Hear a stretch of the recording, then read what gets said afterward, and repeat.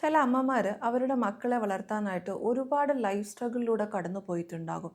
In fact അവരുടെ ആ പെയിനും സ്ട്രഗിളും എന്ന് പറയുന്നത് നമ്മൾ വലുതായി കഴിയുമ്പോൾ അക്നോളജ് ചെയ്യേണ്ട ഒന്ന് തന്നെയാണ്.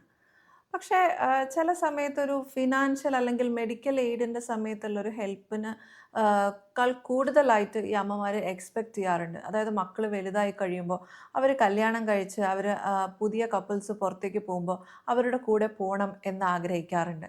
ഇല്ലെങ്കിൽ ചിലപ്പോൾ അവരുടെ ലൈഫിലെ ഡിസിഷൻസ്, അവരുടെ റിലേഷൻഷിപ്പിലെ ഇഷ്യൂസോ അല്ലെങ്കിൽ അവരുടെ ലൈഫിലെ വലിയ വലിയ ഡിസിഷൻസൊക്കെ അമ്മയോട് ചോദിച്ചിട്ട് ചെയ്തിരുന്നെങ്കിൽ നന്നായിരുന്നു എന്ന് എക്സ്പെക്റ്റ് ചെയ്യാറുണ്ട്.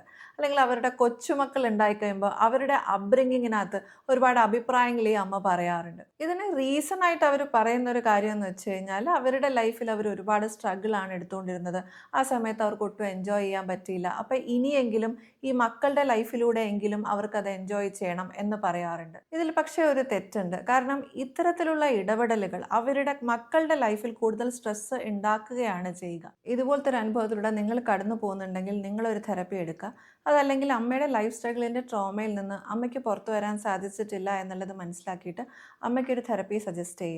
സ്വന്തമായിട്ടുള്ള സന്തോഷങ്ങൾ കണ്ടെത്താനും മറ്റൊരാളെ ഡിപ്പെൻഡ് ചെയ്യാതെ ഇനിയെങ്കിലും എങ്ങനെ ജീവിക്കാം എന്ന് അമ്മയ്ക്ക് ഒരുപക്ഷെ പഠിക്കാൻ സാധിച്ചേക്കും.